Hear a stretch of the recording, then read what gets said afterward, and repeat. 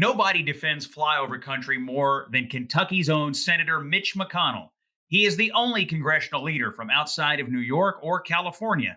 On today's podcast, a very special guest, the Senate Republican leader, Mitch McConnell, joins us to discuss why middle America is mad as hell and how that could spell disaster for Democrats. All that, plus Mitch McConnell's favorite place on earth outside of the Senate floor. Attention passengers, we ask that you please fasten your seatbelts at this time and secure all baggage underneath your seat or in the overhead compartments. Flyover Country with Scott Jennings is prepared for takeoff. Well, thanks for being with us on the Flyover Country podcast. I'm Scott Jennings, your host, and today it's quite an honor for us to have Senator Mitch McConnell in the studio with us, the longest-serving senator in Kentucky history, the longest-serving Senate Republican leader of all time, and at the conclusion of this term as leader, plus a few more days, you'll become the longest-serving Senate leader in American history. Leader, thanks for being with us today. Glad to be here, Scott. So I want to start, frankly, with just the news of the day, which is the cost of living in America. The October inflation numbers came out. It was a total blowout. You've been traveling Kentucky the last couple of days. I was curious to know, what are you hearing from people about the cost of living in America? And are you as stunned as many of us are about Joe Biden's White House apparently not believing this is a big deal? Well, they're clearly not in touch on the subject. Inflation is raging. 6.2% increase in the cost of living over this time last year. Wages are not keeping up with that. Wage growth about 2.2% below January. In other words, we're going backward. Whatever wage increases there are not keeping up with inflation. It's the biggest issue in the country. And they don't want to acknowledge that, because to acknowledge that means that the American Rescue Plan, the $2 trillion they lavished on the country on a party line basis back in the spring, is the principal driver of this. They can't admit that, because then they bring into question what they want to do yet again, which is a couple of trillion more in tax increases, this reckless tax and spending spree that they may be able to pass some version of in the House next week, and ultimately will come down to Joe Manchin and or Kirsten Sinema in the Senate.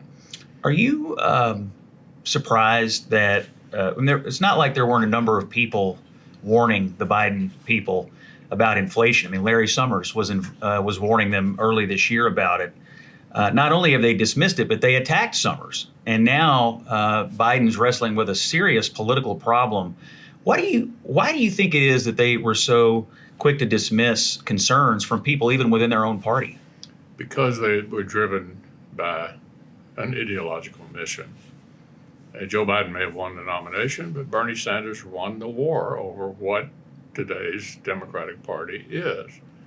So this was an ideological mission, unrelated to what the country needed. We didn't need to do this. And we had the pandemic last year. We wrestled with that on a bipartisan basis. We spent an enormous amount of money. But as you turn the corner going into the new year, we didn't need to keep doing that. We had 3 vaccines that worked. The economy was beginning to come to life again. In fact, that started in the summer of 2020, while the coronavirus was still without treatment. So today's Democratic Party, Scott, is the party of Bernie Sanders. Well, let me just jump to your assessment of Joe Biden's presidency. You've obviously made your position on his ideology pretty clear. You have considered him a friend in the past. You served with him in the United States Senate for a long time. He campaigned as a moderate, although I know I heard you say many times he's a lot of things, but he's no moderate. He's clearly proven that. Political assessment of Joe Biden so far, has he done about what you thought, or has he surprised you at all on just how far left he's been willing to go? Actually, I wasn't surprised. You talked about Biden personally. He's a really nice guy. We are friends. This is not a personal assessment of his character or personality, but he was never a moderate. He simply put the label on himself, which makes sense. Back in the primary for president, if you're running against Elizabeth Warren and Bernie Sanders, there's not much of a lane over on the left. So decide to run as a moderate. And but no, I don't think he was philosophically uncomfortable with all the stuff that they've been rolling out. It's Bernie Sanders' vision. Bernie's been on board. I'm sure he feels good about it. And the problem they have is the American people don't like it. I mean, we had Virginia, we had New Jersey. Now, Virginia had other issues. We had a great candidate for governor. That certainly was an important factor in a state that Biden carried by 10 points going Republican. But in New Jersey, where Republicans are simply unable to put on a campaign, they have not enough money to do it, the Republican candidate for governor almost wins. A truck driver spends $150, beats the state Senate president. What was that about? People of New Jersey, big blue state, Biden carried by 16 points, are mad as hell at this administration, what it's doing. And the only way they could take it out was to go to the polls and vote, because New Jersey happened to have been having an election a couple of weeks ago. So it's your contention that big parts of the Biden agenda are unpopular, and that was manifested itself in the election results. But one thing he did get done was the infrastructure bill, which you voted for and has become a bit of a hot potato on the right because of the 13 Republicans in the House who voted for it. You've been out driving around this week meeting with constituents, including up in northern Kentucky, where they are in desperate need of some bridge work. I was curious to know how you're viewing the infrastructure process now in light of everything that's happened on Build Back Better and Joe Biden's overall political standing, and wanted some feedback from you on your vote and why you thought it was the right vote and how you're viewing that in light of the rest of his presidency. Yeah. Well, infrastructure is something we needed, unlike all the rest of it they're trying to do. 75% of the American people think infrastructure is a good idea. The last two administrations tried to pull it together and didn't. And my view was, why don't we do what the country actually needs? And this infrastructure bill was simply written by a bipartisan group of Republicans and Democrats in the Senate. It's a completely separate measure, a separate bill about infrastructure. I thought it was good for the country and good for us politically and the right thing to do. And just the way I predicted, that's the way it turned out. The good part's now passed and gone to the president for signature, and they're stuck with the rest. Initially, they wanted the two together because they knew infrastructure was more popular than the rest of it. Our strategy was to separate it out. Think of it this way. Separate the sugar from the spinach. Pass the sugar, leave them with the spinach. And that's what they've got now, and they're having one hell of a hard time passing it, just like I predicted they would. They may get there sooner or later, but they're having an awfully difficult time. What do you predict about the spinach, as you call it now? Democrats are having a rough time. I think there's a lot of curiosity about the process now and where this bill might be headed. Some thought about this being pushed off until the next year, after January the 1st. Give us your crystal ball on where you think they might be headed, or are they headed anywhere at all? Well, the few moderates that are left in the Democratic Party, they're not many, can see their seats going away next year. These are seats that could go either way. They're swing districts. They're the seats that made Pelosi the speaker, or could make it the next speaker a Republican. And they're now in the position of trying to decide what's more important here, for me to get this bill passed and commit political suicide, or stop it altogether. Whatever the House does is irrelevant. The final bill is going to be written in the Senate, and it'll be written by two people, Joe Manchin, Kirsten Sinema. 50-50 Senate. Everybody has to be in line to pass it. Biden, Manchin, to his credit, is talking about inflation and questioning, I think, whether this needs to be done at all. The single biggest favor he could do for the country would be to defeat the whole thing. That would take a lot of courage, and we'll see whether he's willing to go that far. So to make sure I hear you correctly, as us political viewers out here are watching this unfold, maybe pay less attention to what's happening in the House and pay more attention, maybe all of our attention, to what Joe Manchin decides to do, if he decides to do anything at all? Yeah, the House bill will come over. Schumer will offer a substitute, and the substitute will be written by Joe Manchin and Kirsten Sinema. If there is no substitute, it'll mean that neither of them got on board. So Manchin is calling for a pause. I think that's a good idea. More people learn about this, the less they like it. And I think we've got a pretty clear indication of what the electoral environment's going to look like a year from now. Let me just ask, before we wrap up this segment, about Middle America. You've sometimes described yourself as the senator for Middle America. You occupy a unique geographical position in the Senate and congressional leadership altogether. I was wondering if you could sort of walk us through your thinking on that, maybe take us inside the room for some of these deliberations and talk about whether you feel a special burden to make sure that Flyover Country, Middle America, isn't forgotten as these policy debates unfold in Washington. Yeah, I've said frequently that for congressional leaders, I'm the only one not from New York or California. And I do think that Democratic administrations tend to tilt toward the coast and to ignore the center of the country. A good example of that, my wife was Secretary of Transportation during the previous administration. What she noticed in looking at these discretionary grants that had been put out under during the Obama years is they were tilted to the high population areas along the coast. So she tried to rebalance it to make sure Middle America was not ignored. So I think, if you look at the House of Representatives based strictly on population, the big states are in a very dominant position. But the United States Senate is a compromise they made at the beginning of the country. Every state gets 2 senators. And so we look out for rural America, and my job as Senate Republican leader is to make sure that occurs. All right, Mitch McConnell, we'll be back with you in just a moment. We're going to discuss some of your favorite moments from your past campaigns. Thanks for being with us on the Flyover Country podcast.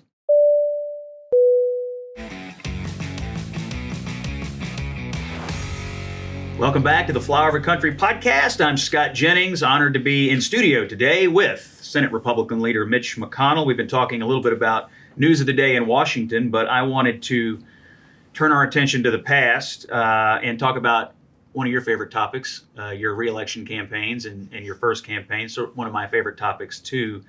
I want to start about talking about your victory in 2020. I think a lot of the 2020 campaigns were overshadowed by the presidential campaign, but it was a significant win for you in Kentucky, given that the opponent you had, Amy McGrath, had more money than any opponent you've ever had by a large factor. I was wondering if you wanted to reflect on your 2020 campaign, setting aside the presidential race entirely, and just talk about that race, how unique it was, and how sweet it was to rack up such large margins on election night. Well, I felt when she filed and raised $5 million in 24 hours, I thought, oh my goodness, this is going to be something.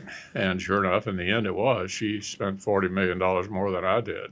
And but fortunately, I wasn't underfunded, and I was able to get my message across. And but it certainly gets your attention when you're outspent by $40 million. So I'm grateful to the people of Kentucky for not being terribly persuaded by all of that excess.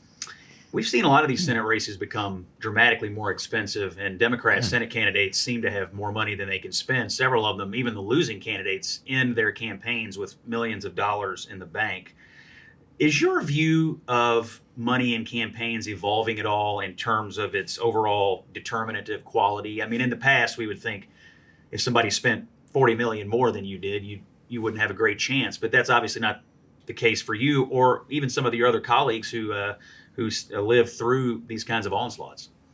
Yeah, I think we're in a really good place in the country right now on campaign finance. A lot of people are participating. Much of this money on both sides is coming from small donors.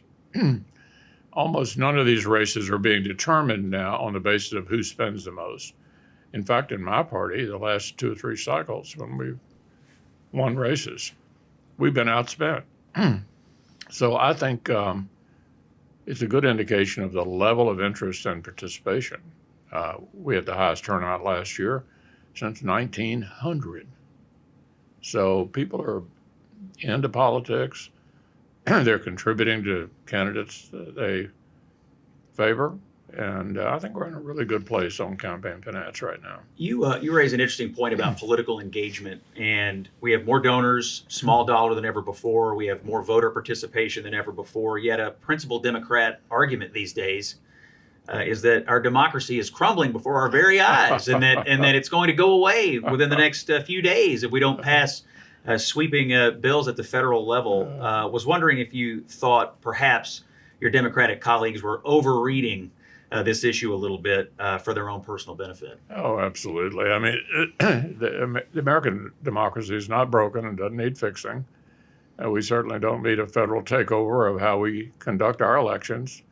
They've been trying to do that all year long with what they call a voting rights bill.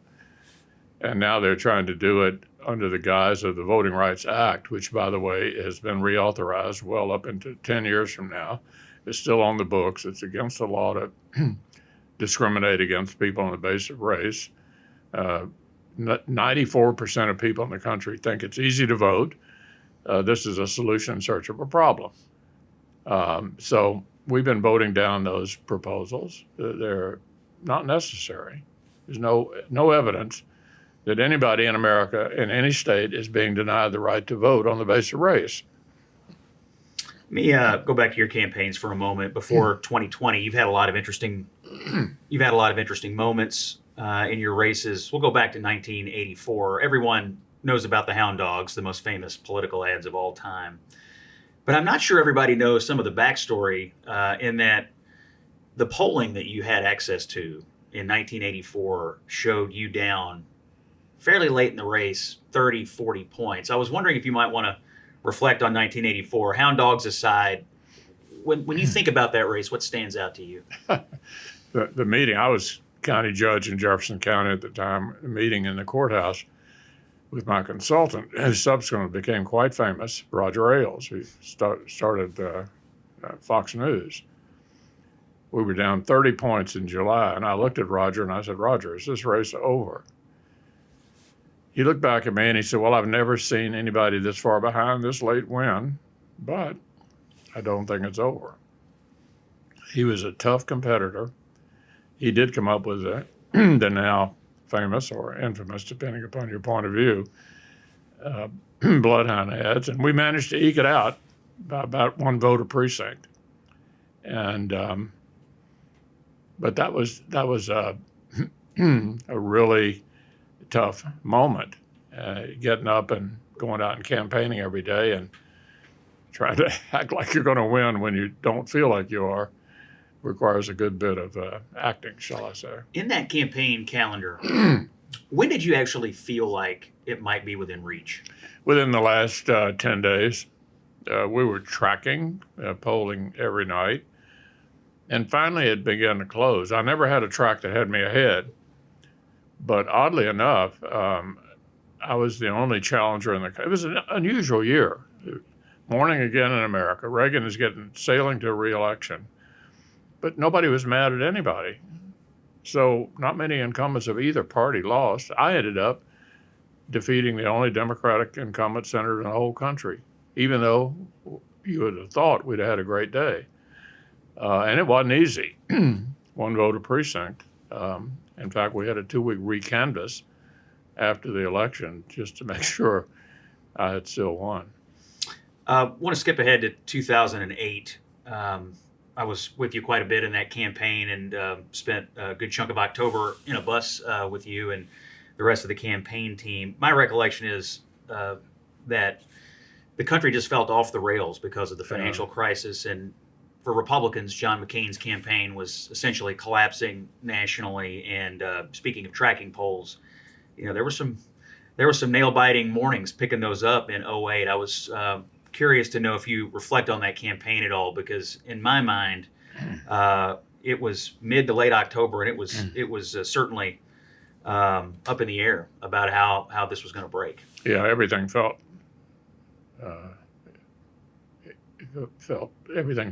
bad. The height of the Iraq War, the financial meltdown about 6 weeks before the election, and I was the leader of my party. We were in the minority. I was the leader of my party in the Senate, involved in what was immediately labeled the bank bailout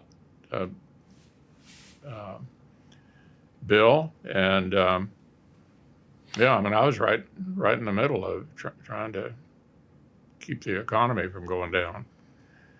So, it was a stressful situation. I was a self-funding opponent, had plenty of money, and there were plenty of Maalox moments during that closing campaign. Yeah, I think I've said this to you before, but I'll say it again. I've never seen anyone throw a campaign on his or her shoulders the way you did, going on a bus tour throughout the last essentially 3 weeks of October and doing 60 to 70 stops and watching you carry the campaign in the face of a spending onslaught. I mean, everybody was in here because they thought they had Mitch McConnell on the ropes. And, there were New York Times reporters following us around Kentucky. Yeah, they were there to get the big story that the Republican leader of the Senate was going to go down. Yeah, it was quite a year. I was in Owensboro, and I looked up, and there was Carl Hulse. Mm-hmm. And for your listeners, Carl Hulse is kind of the premier senior reporter for the New York Times. I said, Carl, what are you doing in Owensboro? He said, well, just here to pick up what might be happening. Yeah, it was a strange year. Also, for me, 2014 was a strange year because just the same way you had media attention in 2008, we had even more media in Kentucky in 2014. Every news reporter who has ever thought about covering politics found himself or herself in Kentucky. Yet the race was never really that close. She ran against Allison Grimes, who was Secretary of State in Kentucky. Republicans were on their way to a good year, although I'm not sure the polling picked it up quite in time. How bizarre was it to be followed around by these hordes of reporters all the time in a race in which I never really thought you were all that seriously threatened? Well, I mean, they were here before Grimes. Just to refresh everybody's memory, I had a primary against Matt Bevin, who ended up subsequently becoming governor the next year, a pretty credible guy with a lot of money. And he was sort of the Tea Party candidate. And this was the rise of the Tea Party, that faction within the Republican Party that thought we just didn't fight hard enough. And they were interested in taking me out as well. So I had a spirited primary. Fortunately, it ended well. I ended up winning the primary by 25 points. But then I had a spirited general as well against Allison Grimes, the Secretary of State. And you're right, they were all in here all along. But in the end, I ended up winning by 15 points. And so all's well, it ends well. But when you get that kind of attention, when you just as soon not have it, it gets your attention. Do you find it strange, your position as described by others, depending on who is saying it and when? At various times, you've been too conservative. You've been too liberal. Yeah. For Democrats, you've been, too helpful to a president, or you've been too obstructionist. And it's interesting for us who know you to watch all these different people describe you based on their own position in the universe, but not really stopping to ask themselves, maybe it's them that are moving and not you. Well, when you're the leader of your party in the Senate, you've got several responsibilities.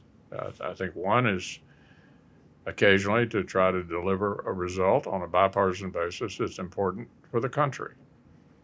And then other times when the other side is doing something you're absolutely convinced is the wrong thing for the country, and you fight like heck. So some people would look at that and say, inconsistent. I would look at it and say, look, we don't get sent here to just make a point all the time. We also need to make a difference. And the American people know that we have big differences, but particularly when they give you close government or divided government, I think they're saying, okay, but don't you agree on anything? And the truth of the matter is, we do. And I thought infrastructure recently was a good example of something that could and should be done on a bipartisan basis. And there were people on my right in my party who said, "Oh, you're doing something with Joe Biden." Well, my view was it wasn't about Joe Biden. It was about the long-standing need the country needed to address infrastructure. Let me give you a chance to walk through the Senate map for 2022. I think it's going to be a good environment for Republicans, but we did get some recruiting news this week out of New Hampshire that may have set you back. I was curious to know how you're viewing the map right now, how you feel about the races and the environment and the chance for you to become majority leader again. Well, the map is fine. The atmosphere is going to be very, very good. I don't see any way this administration becomes popular within a year, given the hole they're in. So it's going to be a good year to be a Republican. The thing we need to avoid is nominating candidates who can't appeal to a general election audience. And so we're going to have to keep a close eye on the primaries that are developing in various Senate races around the country and make sure that we have a nominee who can actually win. The majority is going to be determined in the following states: Georgia, North Carolina, Pennsylvania, New Hampshire, Ohio, Missouri, Nevada, and Arizona. We're close, 50-50. I know what a real minority looks like. After Barack Obama, I only had 40. Took us 6 years to climb out of that hole. We're close, but we need to finish the job. A lot of folks think the best pickup opportunity for Republicans is in Georgia, where obviously Republicans lost 2 seats in January. What do you think about Herschel Walker so far? I think he's going to be a good candidate. He's not only, of course, had a marvelous early life as a football star, but I think he's going to be a political all-star as well. And the Georgia race, I think, begins very close already. All right, Mitch McConnell's our guest on the Flyover Country podcast. When we come back, the famous lightning round. Stay with us.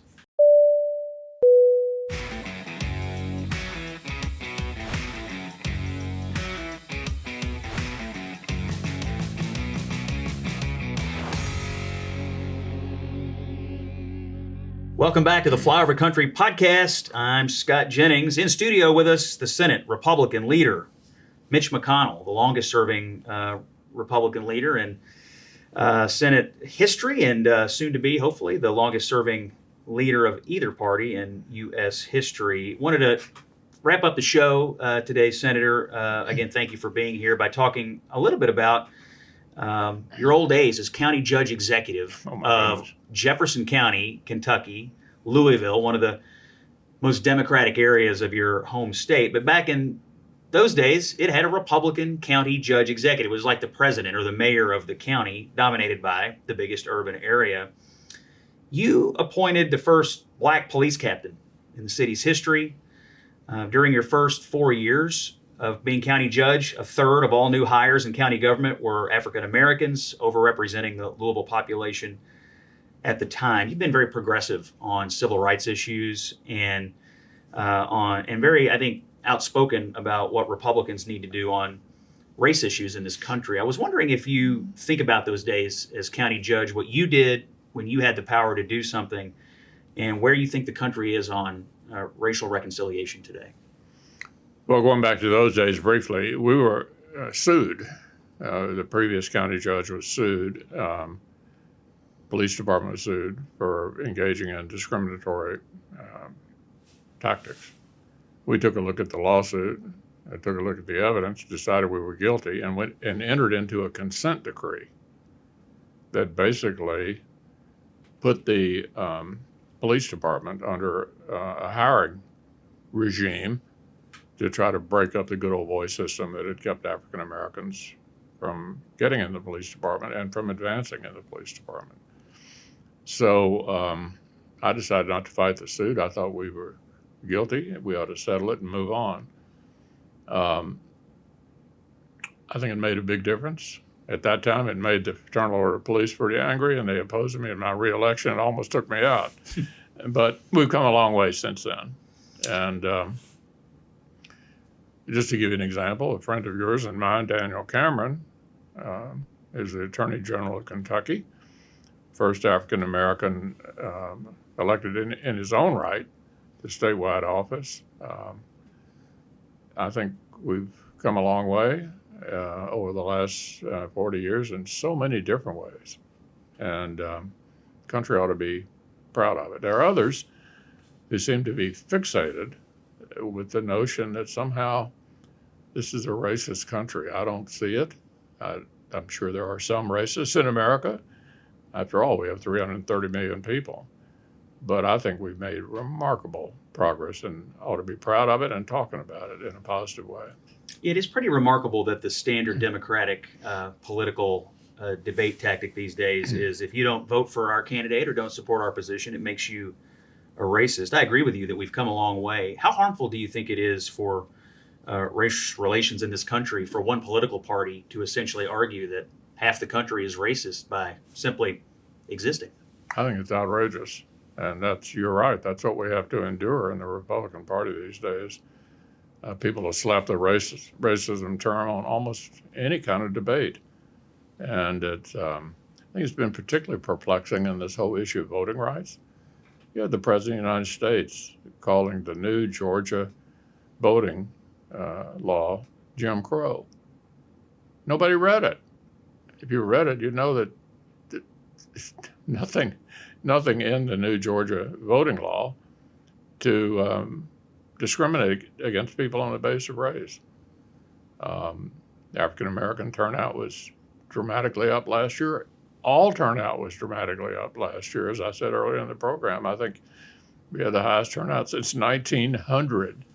So America's come a long way. I think we ought to celebrate it and be proud of it, not suggesting there aren't still residual problems, but we've come a very long way.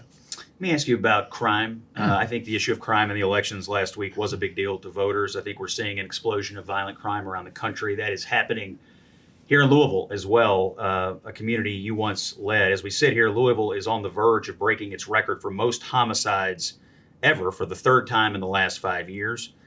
As a former leader of Louisville and of this county, how does that make you feel to see the community so taken up with these homicide rates? Well, it's sad to see, and certainly the solution to that is not fewer police officers. I mean, I think we had a referendum on that in Minneapolis a little over a week ago, and out in Seattle as well. I mean, the solution to dealing with more crime is certainly not to have fewer police officers. All right, Mitch McConnell, you've been a good sport, but we're going to put that to the test here on the famous lightning round with the famous one answer or short answer rapid fire questions to close the show. What is your favorite memory of the Trump years? 3 Supreme Court justices. Today is Veterans Day. We're recording this on Veterans Day. Did you celebrate this holiday with your father? I did years ago. He was a World War II vet. What are you better than 90% of people at? Is there something that you're better than 90% of people at doing? I think I'm a good listener. You once wrote a book called The Long Game, but it ended before Donald Trump took office. Is Mitch McConnell secretly writing a follow-up, and is it going to be called The Long Suffering Game? I'm not sure yet. Not sure. Okay. All right. Maybe book agents out there in our listening audience take note.